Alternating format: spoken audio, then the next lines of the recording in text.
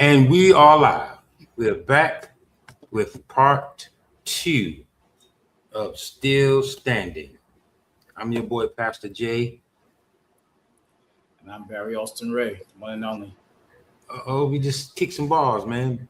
No, I Pastor ain't gonna do Jay that. I ain't gonna and do that. Barry Austin Ray. Listen, that's how we do it, man. Live on the set. So Yes, sir. listen, man, we're back with part two, man. I believe last week we just kind of touched on literally like the situation, man, and I kind of wanted to delve a little deeper today with you. And I believe, the feedback that we have been getting, man, and the last show has pretty blessed a lot of people. Thank you. And so we just kind of want to kind of delve into delve a little deeper, man. I believe where we left off last week, man, I believe we were talking about, you know, just trying to help people understand, you know, um, how to navigate through certain things as far as like when the church is concerned and you don't have the support of the church and you're dealing with situations and you're dealing with feelings and you're dealing with emotions and you don't know how to navigate through that. And then there's the lack of support from the church. And before we start, man, I was listening to this pastor today, actually, from the Church of God in Christ. I promise you, I listened to this pastor today. His name was Superintendent, I think it's Jonathan Green or something like that. Some Green, Apostle or Bishop Green. This Negro preached. He was saying how we are allowing people who are carrying the the mantle of the aesthetics of the church, and the focus with that is like you busy focusing on the look of looking holy. You're focused. We put the focus on the look instead of putting it on the purpose. And it was like that was so keen to what we were talking about, and it's going to kind of segue into what we're going to talk about today because he was even talking about the predators in the church. He said this way. He said you wonder why men are acting soft and women are acting hard because we don't deal with the predators in the church. We don't say Exactly. nothing. We don't say nothing about the predators. So, hey, come on, man, start us off, man. Talk to us, man. When we talk, okay, first let's go back. We talked about the abuse that I endured and so forth, and the lack of support from within the church. It's funny because, like I stated last week, a lot of times pastors, the leadership doesn't want to deal with it, especially if it's somebody like them in the sense of a title Mhm. holder, and a position holder, which I feel is cowardly, number one, and I feel Mhm. that we've become to, how can I say, okay, it's sin for everybody else, but I'll let it pass for this one because of their title and because of their rank. Yes. The Yes. last time I checked,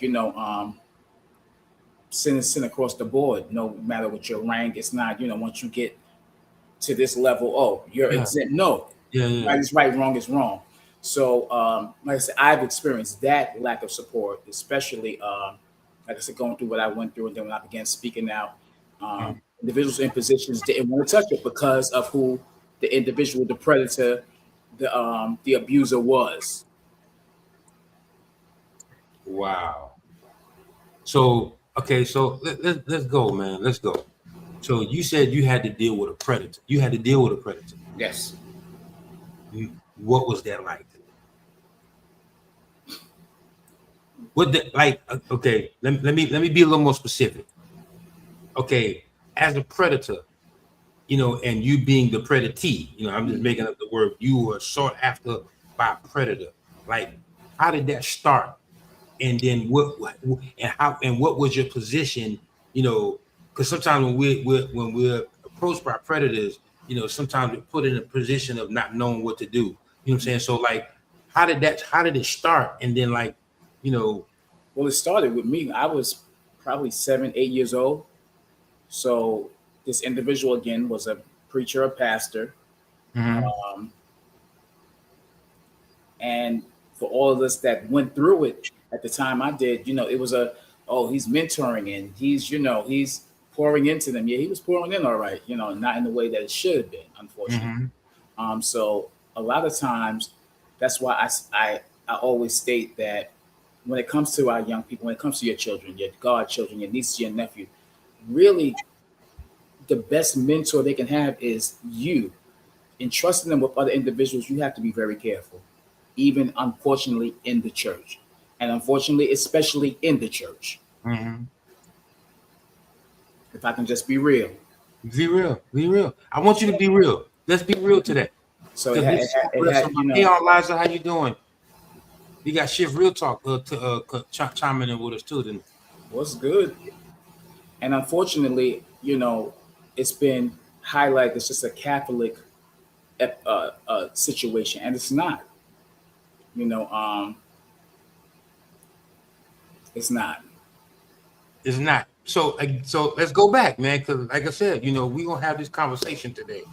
The predator. Like, okay, so predating, like what? And Elijah said, being the predator, being the victim. But what do you believe is the motive behind a predator? Like what are they seeking out, especially being in those positions, like in positions of pastors? What are they seeking out? It's a whole lot. Control. Unfortunately, a lot of these individuals in these positions preaching deliverance, but they haven't been delivered. There's a lot of nastiness.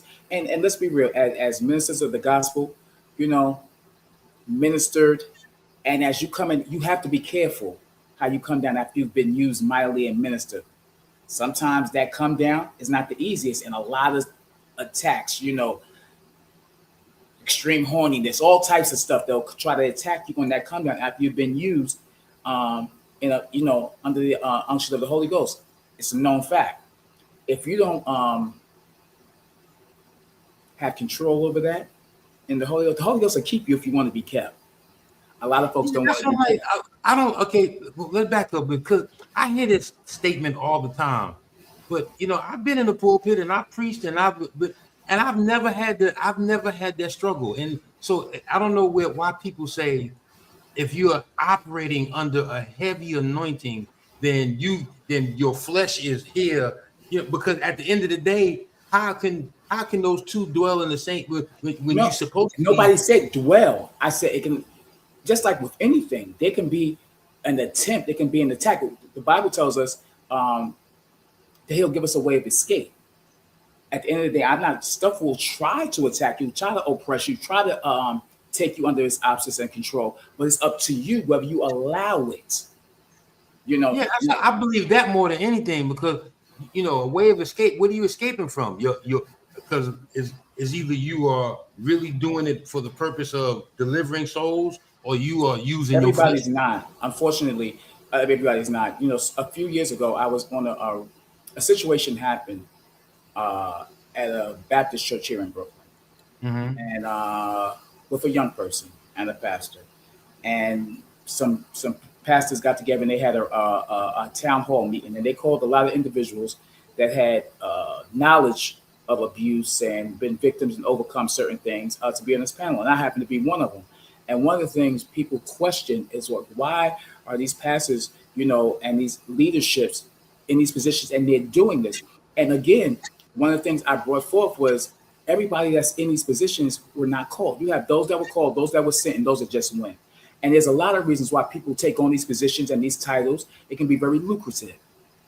It can be very financial enhancement. There's a control factor. A lot of people desire to have control and have an auspice over individuals. There's so many reasons, but everybody that's in these positions, that's operating under the guise of the church, is not necessarily called and should be there.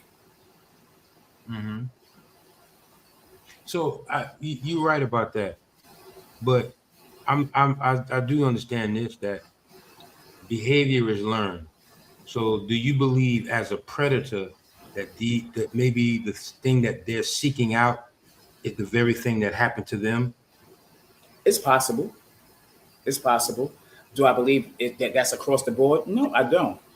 Um, I believe that sometimes we open ourselves, and this I'll say this, even in our linking, even our sexual link, you better be careful who you lay with, who you marry, because at the end of the day, you taking on stuff. You're taking and you're giving.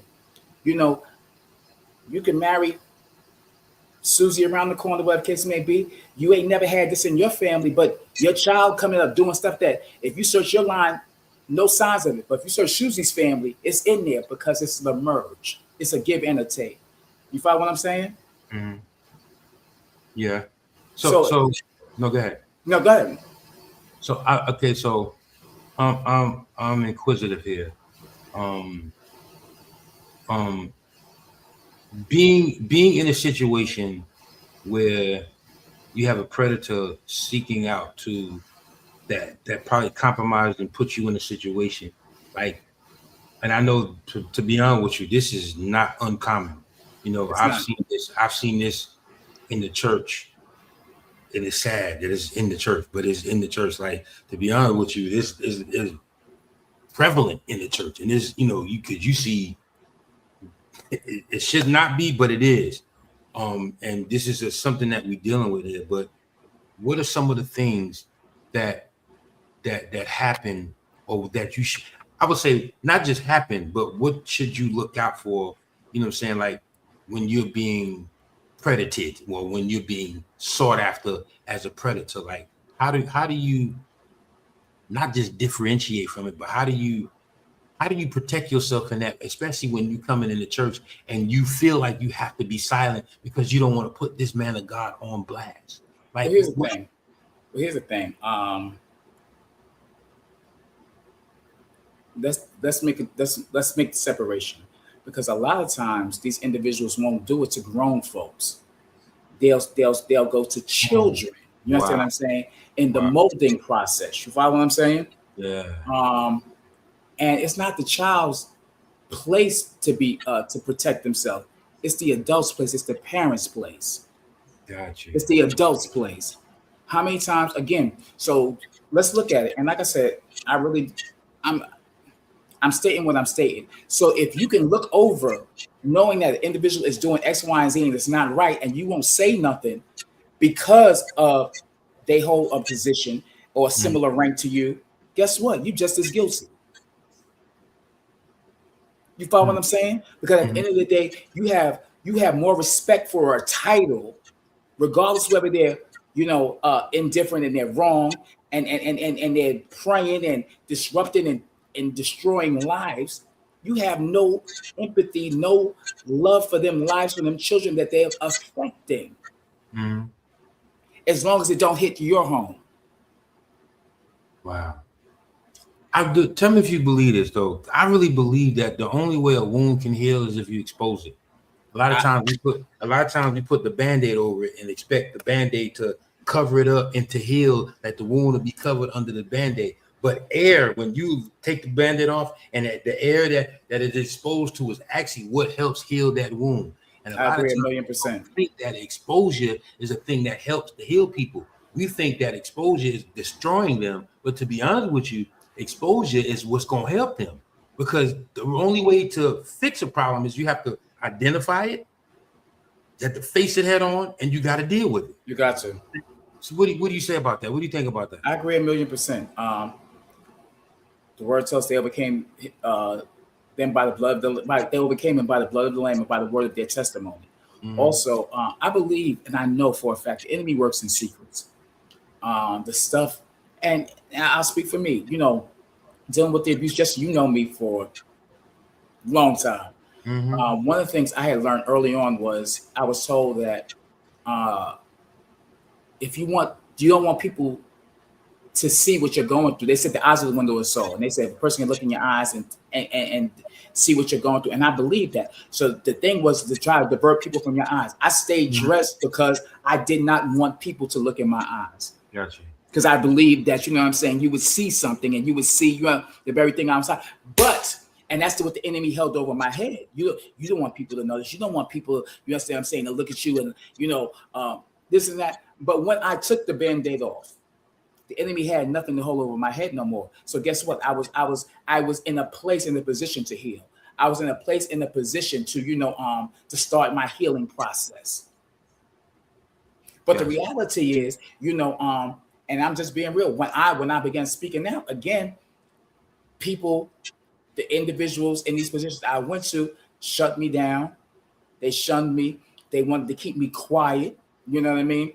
They didn't want to bring a reproach and, they're this and they're this and that. But, you know what I mean?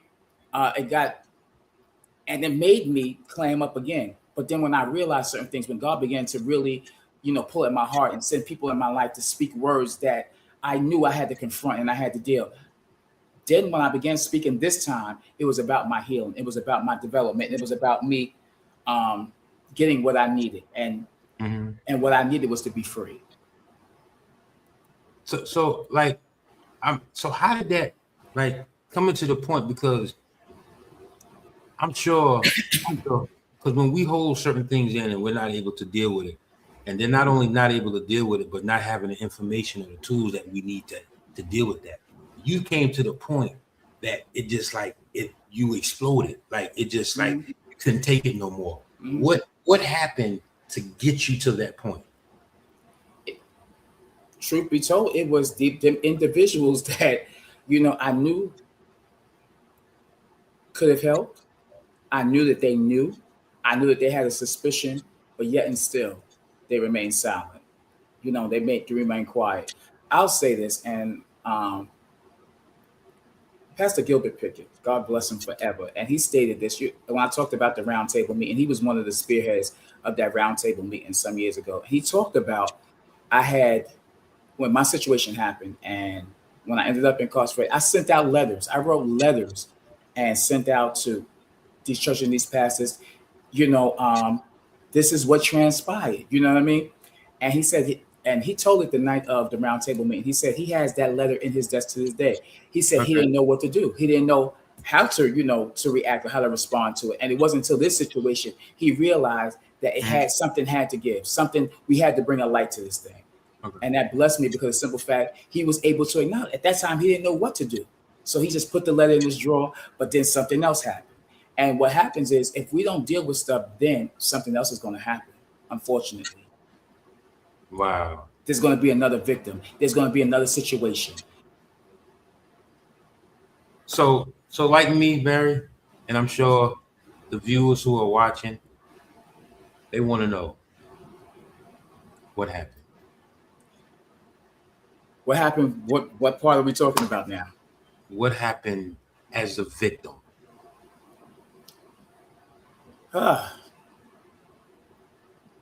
We won't even discuss the physical stuff. And this, you get what I'm saying. But aside from that, which was horrible for itself, then there was the mental abuse. There was the threats on my loved ones, and then there was more physical abuse in the forms of hitting and punching, and there was actually stalking, showing up, just foolery, unadulterated foolery. Again, no child 8, 9, 10, 11, 12, 13 years old should have to deal with that. Again, I state this over and over. Whatever it is, your fetishes, whatever it is that you like, there's an adult, a consenting adult that's willing to get with you somewhere. It was hell. It was hell for me. Mentally, just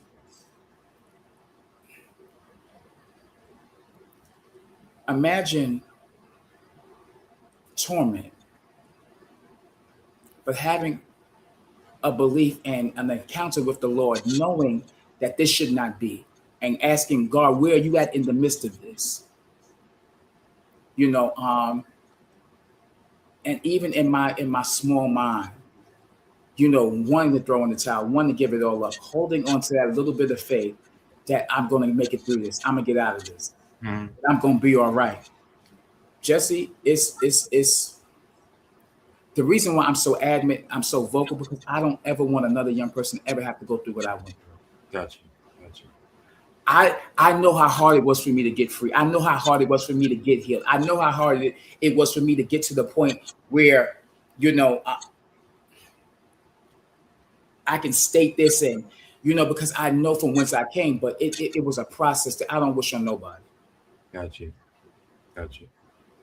So if it means me on forums like this, or, you know, going to schools and going to the and telling, you know, my reality and what I went through so that somebody else doesn't have to go through it, I'm willing to do that. So do you, but you know what? I did hear you, you know, because at one point you were going back into the prisons and you were going back to give back. Yeah, you still do it, huh? Still do. Good. Awesome. Lady Free walking out. Hey, Lady Free. So I heard this preacher say that, like I said, I was listening to him, man, and he blessed my soul. He blessed me today. And he said that it was this married couple, right? And in the married couple, they had just got married, but they financially could not afford to go on their honeymoon. So he went to the honeymoon, and they drove somewhere, like it was close. They drove somewhere close or whatever the case is. So on the way driving there, they a tractor trailer came out and smashed into them, messed the car up. And he said when the guy looked over to the right, his newly wife was bleeding. She was bleeding profusely. She was bleeding a lot. He said the car was damaged, but it wasn't damaged enough where he could still drive. So he drove and he saw this sign and it said like Dr. Jones or Dr. Rogers. I'm not quoting it right because I'm not going to do it as justice as this man of God did today, but it blessed me. He said he drove and saw the sign, and the sign said Dr. Rogers helped, like what he did, the practice that he did was, it was like healthcare or, you know, healthcare, whatever the case is, Dr. Rogers. So he said the husband went inside and said, hey, Dr. Rogers, I need your help. If we don't get to my wife right now, she's bleeding, she will die.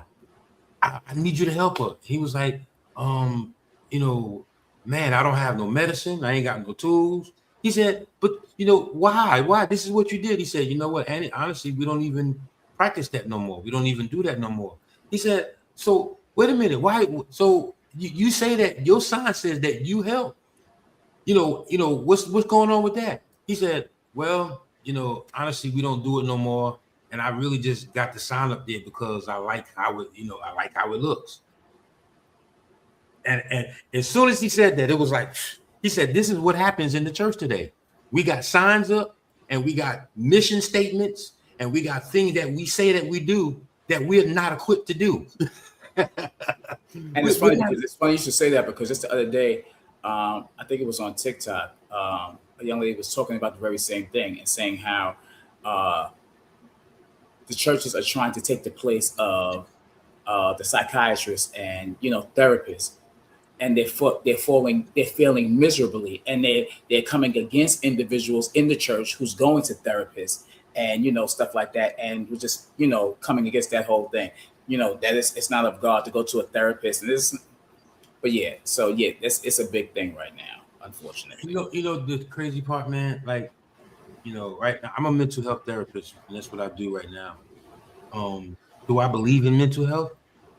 No, because mental health is like really like when you really have. Let me say mental health. It's a mental illness, and when you have a mental illness, there's literally something going. Like you have a brain tumor, something that's really really strong going on that causes you to not really able to function mentally.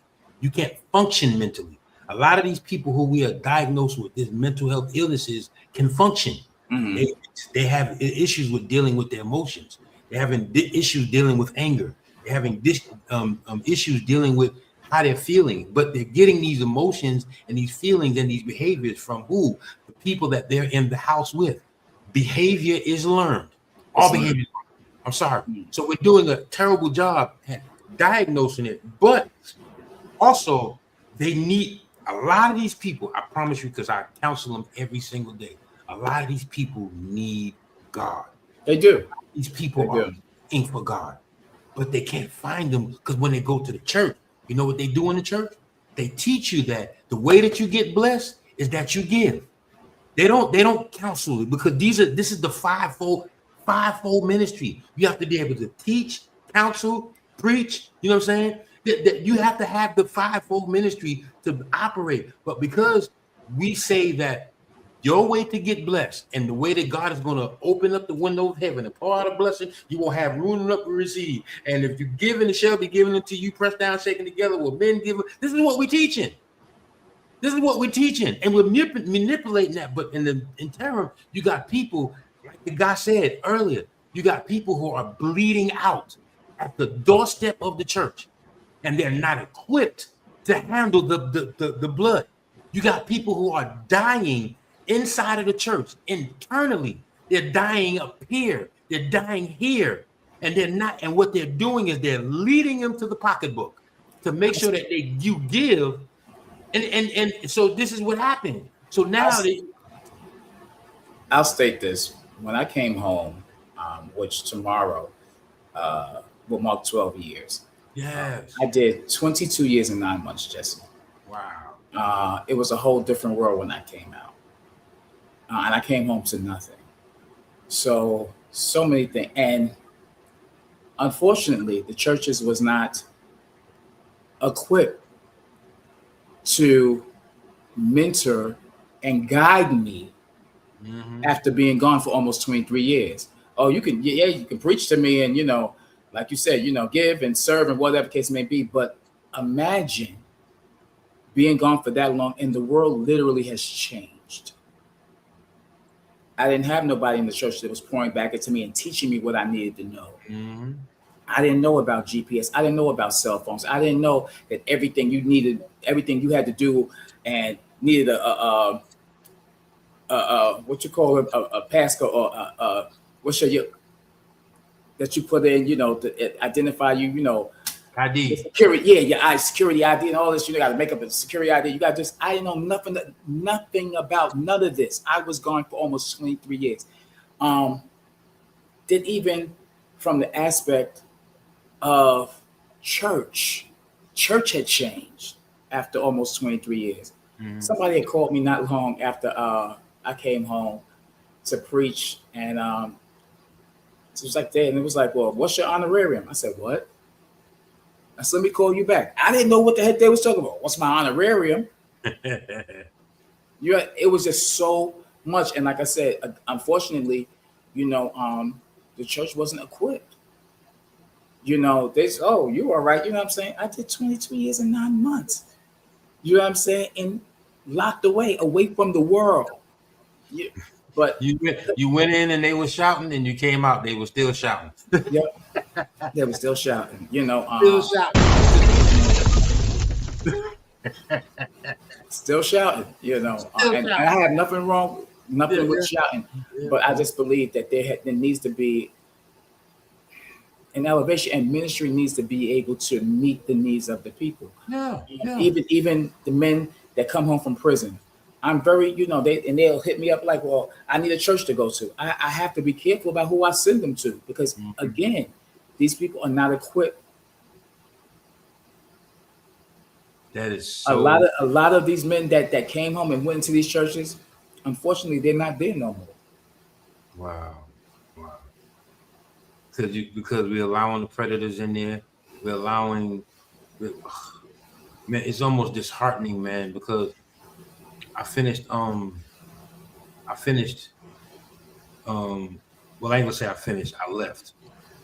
It was a situation that I was dealing with at a church that I knew that the members were being manipulated, because they would come to me and my wife. They would come up and they would, be like, listen, man, we ready to go. And, and here I am trying to be an advocate to speak for the church. But I know this is going on, but I couldn't take it no more. I couldn't. I was like, I can't, my what God has placed inside of me, I have to kind of guard that and remove myself from the situation, because, you're not going to argue with somebody who calls themselves a pastor. Now, whether he walks in that, you know what I'm saying? This dude, I'm gonna send you this message. This dude preached today, man. He said a lot of time he gave an illustration of a watch. He said, I like watches. You know, I promise you, this dude, he preached, man. He preached, and he was like, it was like I was just going through this, and I felt the same way. So what he was preaching was it just confirmed how I was feeling. He said he wear watches. He said, but the watch wouldn't work, so he had to go get another watch, and the watch wouldn't work. He said, I got this from Bishop. You know what I'm saying? I like watches. I just like wearing watches. He said, I went and got another watch and it didn't work. He said, but the watch was that dope that I wore it with my suit. And he said, God was trying. He said, Lord, what are you trying to show me in this? He said, a lot of pastors, they fit the look of what it should be, but a lot of them cannot tell time.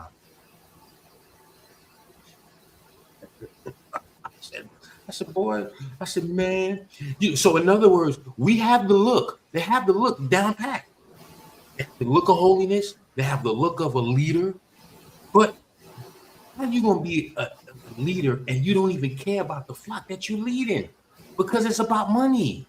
And I'm telling you, and like I said, people like you who have been through the situation where pastors really kind of left you literally for dead. And then, you know, sitting there, not even reaching out, and you sitting there inside trying to reach out and trying to this and that, and the people that who you were probably, because I know you, you're right, I've known you for a long time, and I know how you help. You helped me a lot, you know what I'm saying? And but that was your heart. You had a good heart. You know, if you had $10 and somebody needed that bear, you would take your last $10 and you would go out to make sure the people you cared about had. To the point now, it's like, I ain't doing that no more. But let me tell you something. Don't stop being who you are. No, definitely. Don't stop being who you are because of the situation that you've been through. Because I'm telling you, your blessings don't come from what people gonna give you. Definitely don't. Definitely don't. And I'll state this, you know, it's been so many things. And even with the incarceration and coming out, I can remember my name came up for something. And the higher ups was more concerned about the fact that I had been locked up. Now, mind you, I had been out for over a decade. Exemplary, you know what I mean? Stellar. But you still worried about where I was over 10 years ago. So no, I don't look for it for man. I know that God will send, even like with everything I'm doing now. My biggest support when it comes to this book and this offering has been from strangers, people that I don't even know. Deals and offers that have come hasn't been because somebody that I know put in a word or brought to your attention. It's been because of strangers.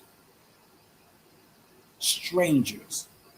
Individuals that have been in position that, you know, would have been, yo, my boy got this, he got this book, whatever case may be. Yo, I think it would be dope for this. No, it's been strangers. So God, again, what's for you is for you, and God's going to bring it to pass however he needs to do it. And again, like I said, I'm a witness. I can testify. It has been strangers. Yeah. So, again, back to the question. The world, I don't know, you know, I want you to be comfortable with it, but you don't feel comfortable answering. I'm good. You know,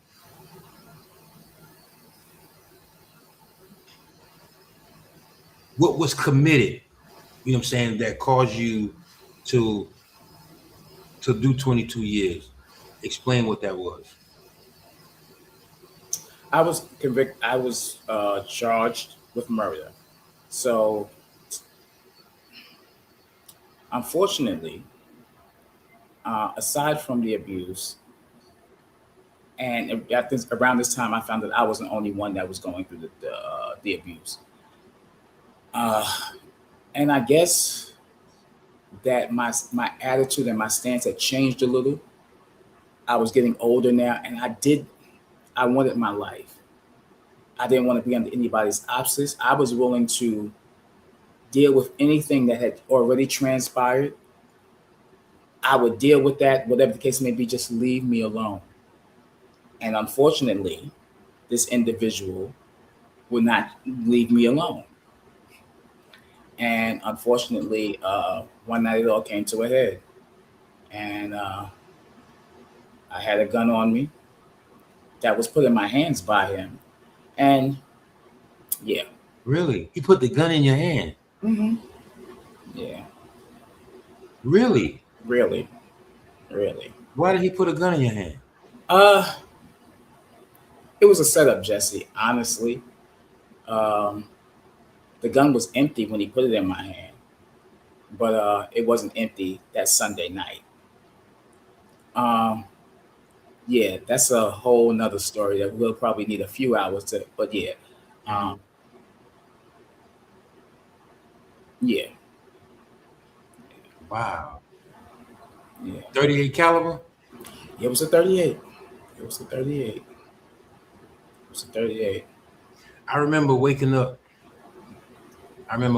One morning. I was in New York at the time. And Dwayne called me. He said, man, look at the news. And I said, huh? He said, dude, look at the news. And it was like all over the news. It was like a young man, Barry Austin, um, committed murder and they showed the weapon. I said, Barry? No. Barry? Choir director Barry? No. Something happened. And there was no way that I could get in touch with you because I had no way to get in touch with you. It was like, it was all like, I think like for that whole week, it was in the news that Barry, and I think they said it was like in the back of a cab or something like that. It was in the cab or something like that. Well, it was a cab driver that that caught the bullet, unfortunately, and died. Um, but yeah, it was all over the news. It was bad. And I'll state this: there were some individuals that played key parts in this whole thing that I went through at that time.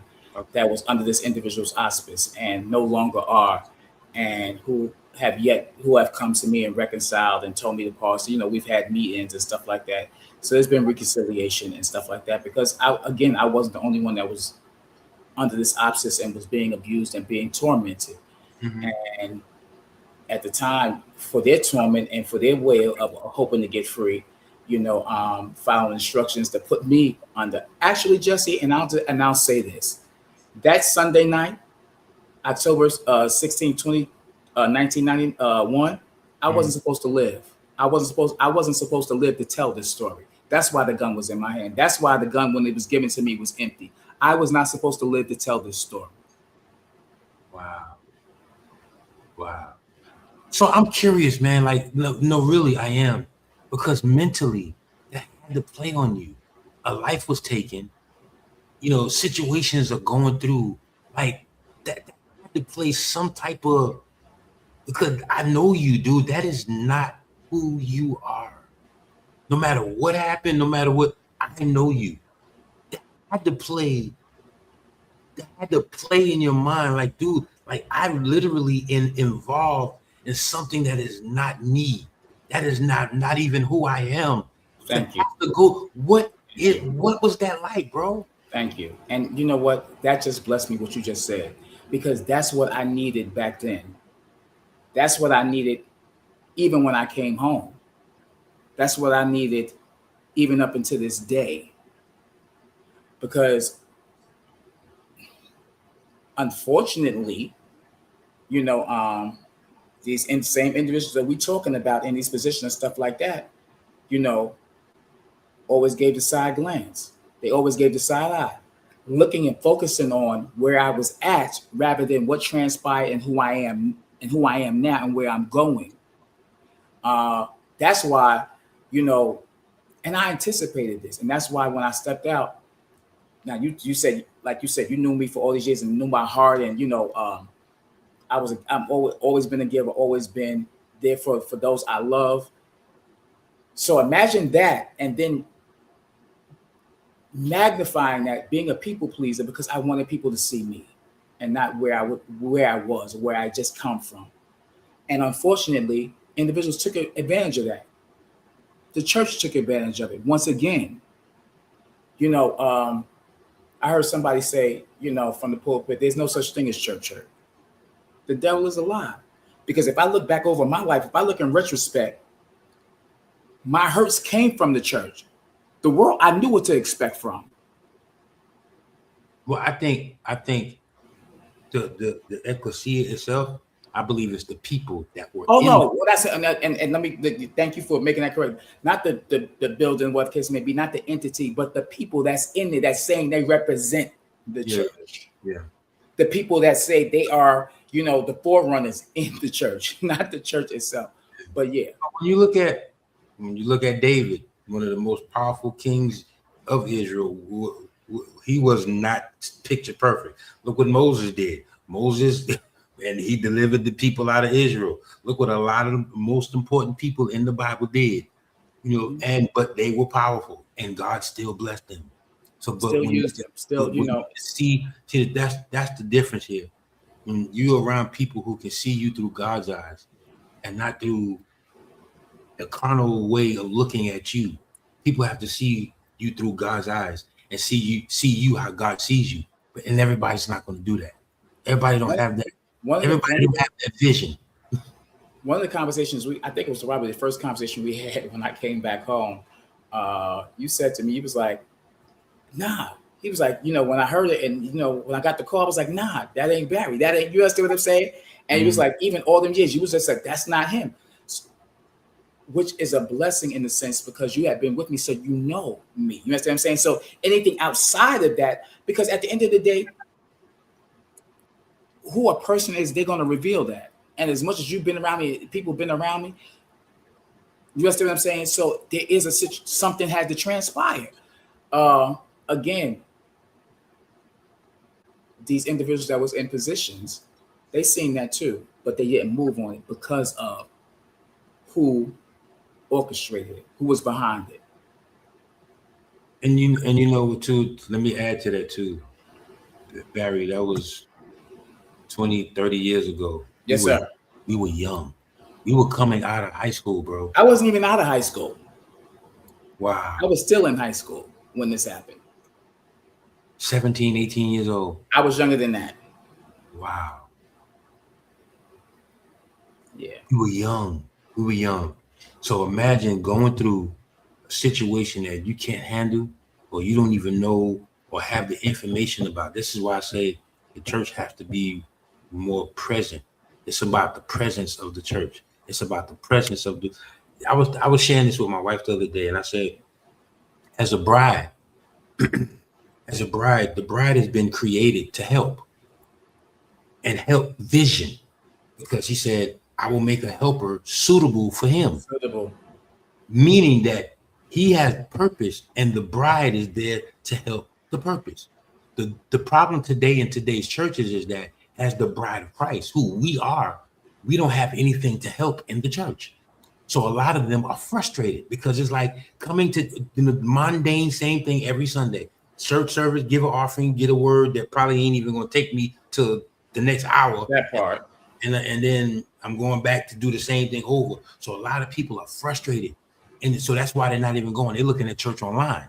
Online church is big now, but a lot of people are not going and they're frustrated because they don't have anything to help. As a bride, you will get frustrated. Any marriage that is not working out and understanding why this bride is frustrated and not doing and not being cooperative, and you saying she's not in line and she ain't listening to the head, is because she's frustrated. She don't have nothing to help. And that's how we are.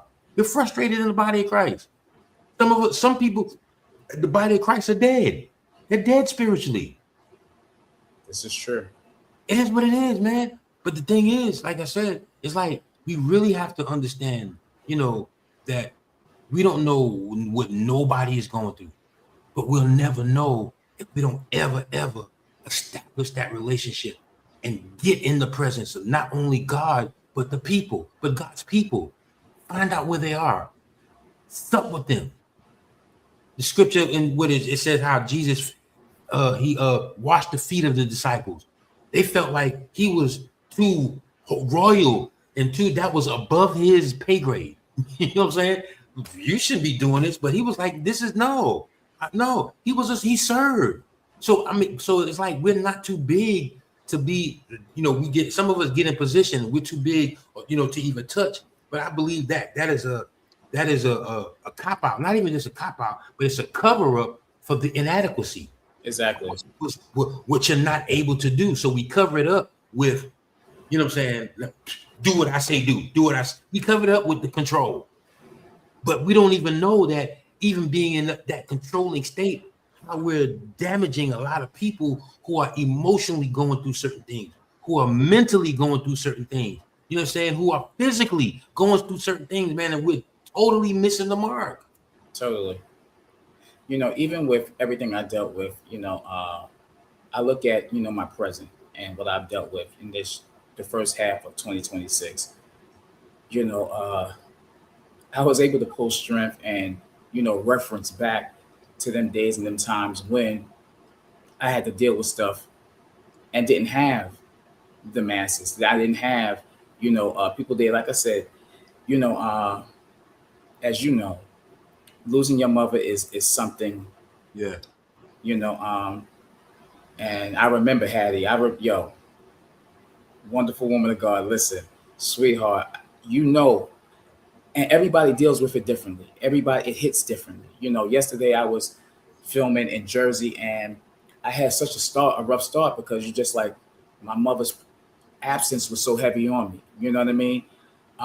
It's there every day, but yesterday was just on me, bro. It was just like, and it took everything for me to get up and, follow the path that I knew I had to follow yesterday, because part of me just wanted to lay on the couch. I didn't want to, and I deal with that. And then, like I said, then on top of that, losing my last brother 42 days later, I have no more brothers. You know what I mean? Just stuff, bro, that just have been, that I've been able to reference back that, okay, it may seem like you're alone, but God is there and he got you and you're going to come through this and you're going to be all right. So I'm grateful for, I can look back now and, say what the enemy meant for my harm, God turned it around for my good, because it's definitely been a catalyst for me, everything I'm dealing with now and where I'm going and stuff that's coming to me, even blessings, how I deal with them and stuff. But it's been a lot, bro. It's been a lot and it has not been easy. I have battled with depression this year alone. I tell you, literally, like, it's been a fight. It's been a battle. Mm-hmm. But I thank God for being able to look back and see all them times when I was down and out and when I was going through and God brought me through. And it's no different now. Mm-hmm. Unfortunately, everybody does not have situations like that they can look back in retrospect from and pull from. This may be the first time they're dealing with stuff like that. And if the church is not there, I'm such, my heart pulls so hard. So, I reach out to folks and call. We're like, well, you called, you checked on me. Nobody else does. And it's been, because I know what it's like. I've been there. I have been there. I have been there. Man, I will say this. I'm impressed. I'm gonna say that because I know how it is, man. Like I've been in jail for 2 nights, probably the most, 2 nights. And I was livid. I couldn't do it. Whatever the reason was, I couldn't do it, bro. Like, and then like when you really think about like not just being in prison or jail, not just jail, but prison, but to be in those walls like that, the inside, under the circumstances, as a young man, as a 16-year-old young man, you haven't even reached adulthood yet. So to go through what you've been through, to come out with just some things that are emotional to you, man, I commend you. I'm actually proud of you, bro, like for real, because like you have gone through certain things that most people wouldn't handle. And I hear the scripture says all the time, he won't put no more on you than you can bear. And I really truly believe God used your situation to have you go inside, because sometimes we have to go into the enemy's camp and we got to take back what the enemy's trying to steal, sending those guys in there. And I believe there was something purposeful behind what you went through.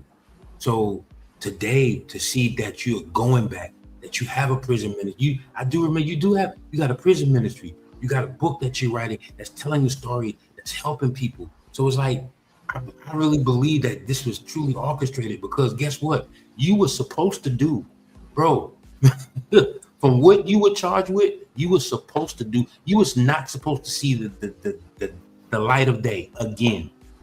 Let me share this with you. Shout out to Doreen Smith.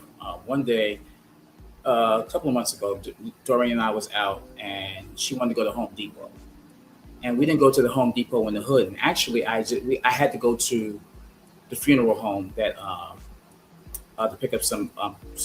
I think it was the death certificates. They came in finally, so I would pick them up. She wanted to go to Home Depot, so we didn't go to the one in the hood. We went to one further out on like the border of Queens and Long Island, one I had never been to. And we was in there, and we was looking at something, and somebody called me, Jesse. And I'm like, did I? And they called me again. A brother started walking toward me, and the face, I don't forget a face. I may forget a name, but I remembered the face. I just couldn't place where I knew the face from.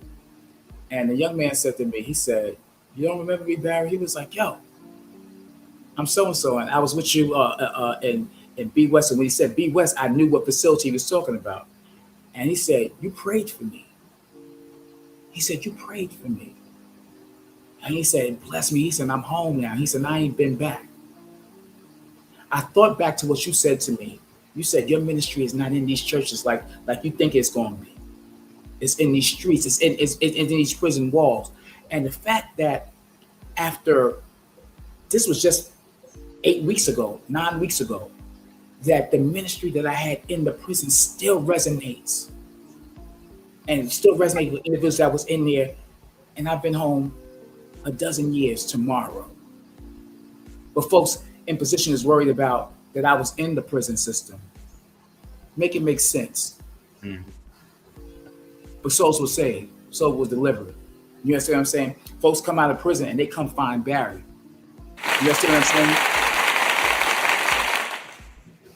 So at the end of the day, that's what your focal is. You go ahead, because there's folks on their way to hell that I need to be a light for and to share a word with, in hopes to divert them from making the same mistakes that I did or being where I was. You ain't got to call on me. You ain't got to open your pulpit for me. You ain't got to give me a mic. I'm good. And then let's talk about it. You know, the gatekeeping. You know, we inferior and we feel some type of way to somebody that we feel is just as gifted as us or just as anointed as us. So, you know, I hold them off because they're not going to block what I'm doing. The devil is a liar. But this is the stuff that's infuriated the church. This is the stuff that we're operating on. You know, or we're operating on, oh, we can do the same thing, but I'll ride with you because you make more money, because you give more, because you got more. You understand what I'm saying? All this. And like I said, and I had to check myself after last week, after the last broadcast last week on Ship Talk with you, because the Holy Ghost dealt with me, because how you answer certain things, Barry, just make sure that you're answering in such a way that it can be enlightful, it can be helpful. I'm not on here to bring shame to nobody or to come against nobody or, you know, bust somebody in the head or, you know, blow somebody up. No. You know, what we're doing is ministry. And I have to keep that in the forefront of my mind. So how I answer certain things, I'm not running from no question. You know what I mean? But how I answer and how I present it, I don't want it to be in my flesh. You follow what I'm saying? So even before tonight, getting on, okay, Lord, you know what I'm saying? Deal with your servant. You know what I mean? You know, word in my mouth, govern me. You understand what I'm saying? So yeah, bro, when I tell you there's not much I have not seen or experienced in these 12 years of being home. The injustices, the gate. Jesse, God has opened doors for me in these 12 years. And with that being said, as doors open, I'm establishing my own self. I pull people through along with me. You understand what I'm saying? Folks that have turned on me. folks that thought that they got everything they thought they could get out of me and then went a different direction. Folks that, I have put on, but won't even mention my name in rooms or amongst people that could, possibly be a benefit, a helpful to my situation and to where I'm headed. Mm-mm. Not even acknowledgments, whatever case may be. And that's cool. I'm just saying, again, that's why you was like, Barry, don't let it, phase you and stop you from being who you are, because this is who I've been all my life. And yet and still, even after I've been done unjustly, I'm still going for it because God continues to open the door. There's so much that God is doing right now and have done, and I can't even share it. God is just like, just hold up. It's not time yet. There's some things that has to happen. There's some movements that I have to do. There's some things that need to come to fruition before you release it. When I tell you, because God has been showing himself faithful. Tanya Houston, God bless you. Shout out to Tanya Houston, who me and her cousin was an item back in Bayside, me and Dina. And Tanya and I remained friends throughout the incarceration, everything. She used to always tell me, she said, Barry, God is going to bless you for your faithfulness. He's going to reward you for your faithfulness. Say what you want to say, but I have been faithful. I've been consistent. There's a before our time is up, there's something I just want to say to you, and I'll say this to everybody that's going to look and go back and watch. It's important that we don't allow what God has placed inside of us to be governed by what people think of us. In other words, we may not be noticed in rooms that we probably even helped put together, but that's okay, because he said he'll open doors that no man can close. Exactly. And closed doors no man can open. So, in other words, look for your own doors. Because in those doors, that's where your blessing is. A lot of times we're trying to get an acknowledgement in doors that were not even meant to be open. They went and opened the doors themselves. You know what I'm saying? And then secondly, I had to learn this lesson, because I know God called me to minister, but a lot of times they don't put me in their pulpit. But that's fine, because all I need is a speaker. All I need is a barber chair. Yes, sir. All I need is a podcast. You know what I'm saying? But because the thing is, the preaching is to do what? It ain't to make people move. It's to deliver and to go, first and foremost, to go make disciples and to help people get delivered so that they can see who? God, not us. You know what I'm saying? And when you look at the picture of somebody who was up preaching, you know what I'm saying? And I'm not saying that this is, but that's the picture I just got. Who was on display in front of a crowd? The person who's up there preaching. So we're looking at that person instead of hearing what God has to say. Somebody spoke a word to me, and they said, well, you're going to excel and you're going to come into money. Just don't let the money change you. And I laughed inwardly, because I came from money. Jesse, I had gold cards when I was a teenager. Mm-hmm. Better credit as a teenager. I came from good stock. You understand? I didn't want for nothing, and then was stripped of everything. Came home to absolutely nothing. As God restoring me, was it going to change me? Absolutely not. It'll change me in the sense that I'm able to be a blessing. I'm able to, go to the places that I need to go, to reach those that I need to go. At the end of the day, I think that a lot of times, and not every church, not every pastor, not every person in the pulpit, we get caught up in the theatrics and the drama of it. And what I'm saying, making a name for ourselves based on the theatrics and the excitement and the dance and all of that. Mm-hmm. Looking good instead of being good. So I want you to leave the people with a Austin moment, an Austin Ray moment, a word, an Austin Ray word. Through sum it all up. And I want you to leave the people with a word, especially when it comes to how to deal with predators, you know what I'm saying? Like what to look for, how to what from what you learned, how they should handle it, you know what I'm saying? How they should, like what would be an Austin Ray moment right now to give people that we can leave with people who probably, because I'm sure there's a lot of people, this is very prevalent. This is very prevalent. So what could we leave the people who are going to watch this, who are watching now? Because there's some people on, but then who's going to watch later? What can we tell them? First and foremost, to all those that are over children, that have children, nieces, nephews, be mindful of who your child is around. Establish relationships where your child can come and talk to you and tell you anything, without the fear that they're going to be rejected, they're going to be shut down, they're not going to be taken seriously. Thirdly,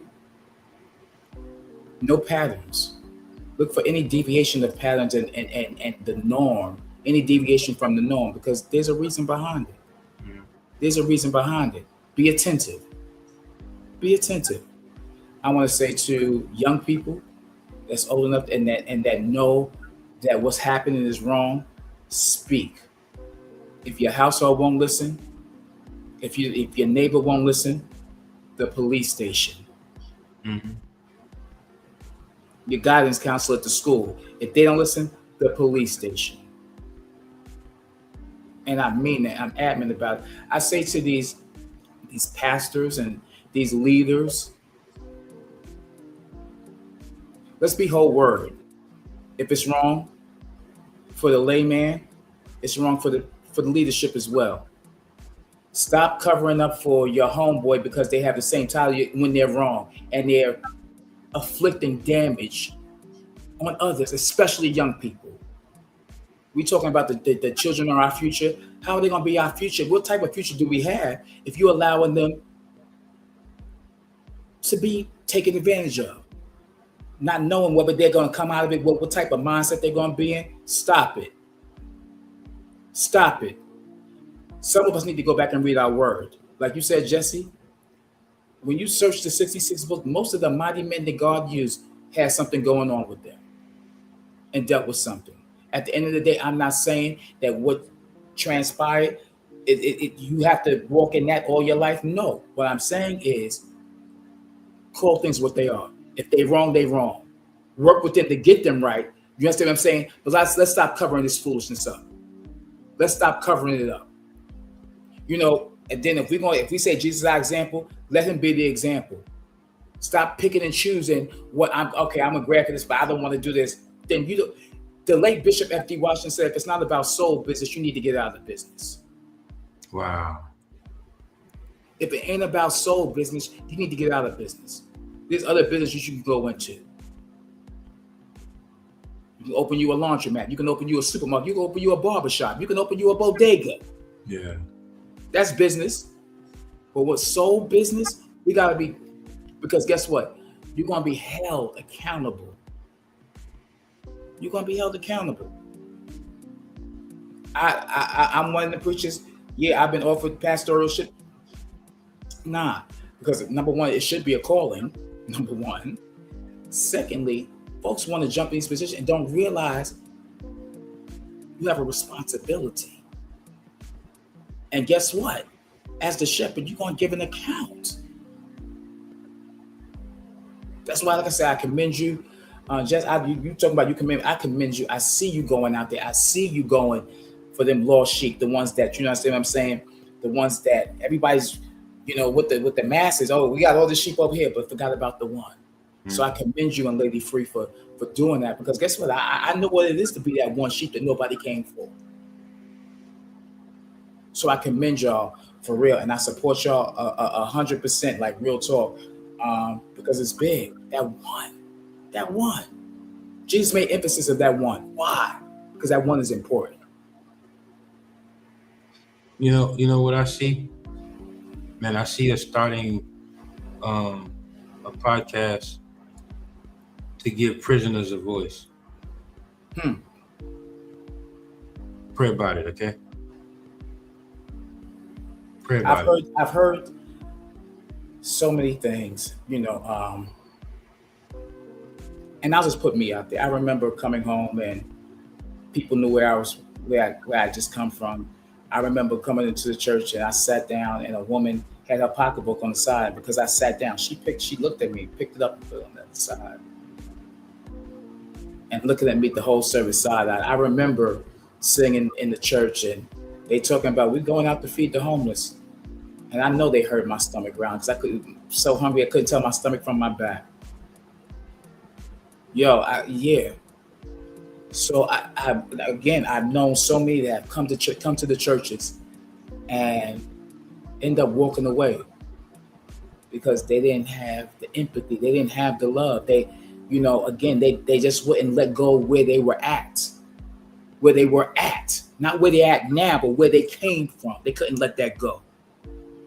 I know what it is to sit in church. When I first came home, and like I said, came home to nothing. And a preacher said, if you don't have an offering, you shouldn't even come to church. If you don't have nothing to put in the collection plate, you shouldn't even come to church. Sad. That's sad. We need an offering to come to church. God's concerned about our money now. That's that. You gotta know what it is. It is what it is. And again, I'm not saying that's all. I'm just telling you my experience and the stuff, and I can say the story, but I'm just telling my, what I experienced and how, again, if I had not been rooted and grounded, what it could have did to me or where it would have sent me. It is prevalent in the church today. It's prevalent. It definitely, it goes on, man. But I'm gonna say this, and we gotta roll. Keep going, bro.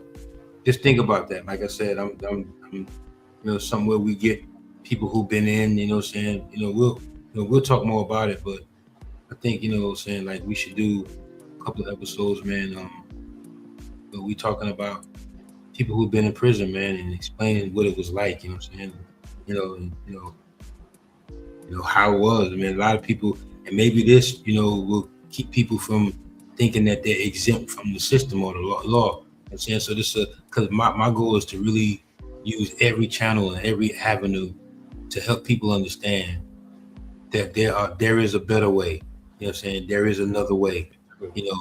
We're not too big or we're not too bad to really understand that you can learn from a dummy. Exactly. And maybe this will also help these pastors in these churches understand the needs of men and women that's coming out of prison. Absolutely.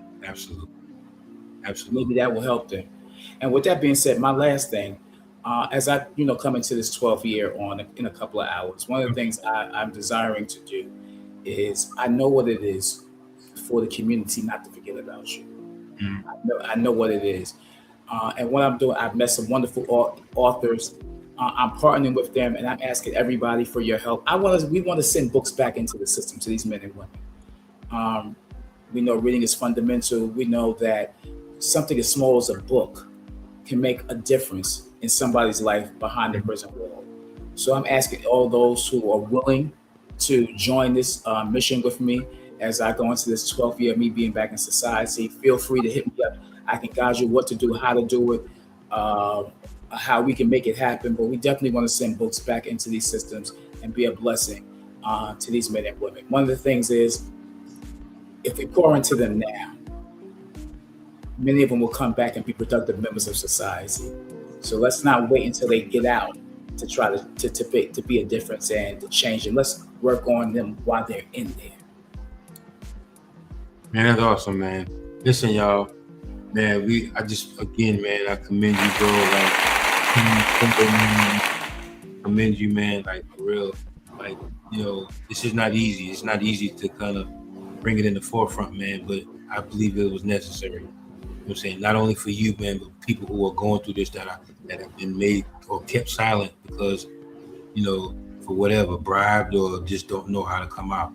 Hopefully, this will be the start of people opening their mouth and understanding that exposure is good.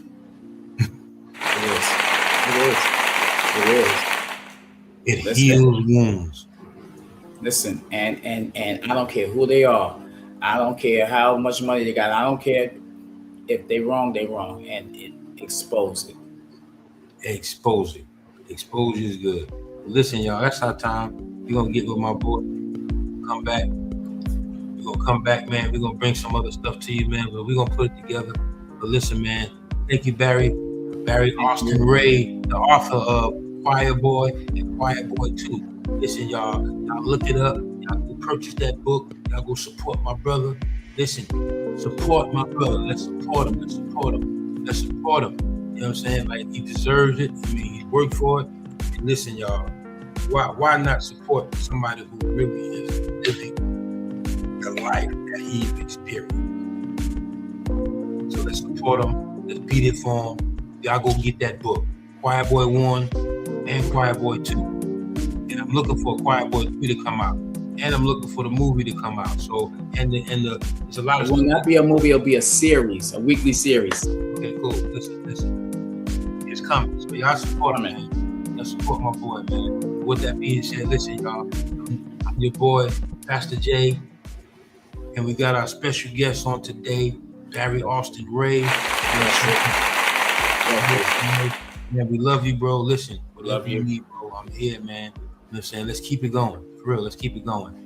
Let's keep it going, y'all. Y'all gonna be hearing from us. You know, Thursday's a good night, man. Y'all might be hearing from us. You know what I'm saying? Whether it's 30, 20 minutes, y'all may be hearing from us a little more. You know what I'm saying? Listen, the people spoke last week, so we back this week. So y'all keep on speaking. We're gonna have to do something. Yeah, we're gonna do stuff, man. But we love y'all, man. That's our time. I'm your boy, Pastor J. Again, we signing out, y'all. I be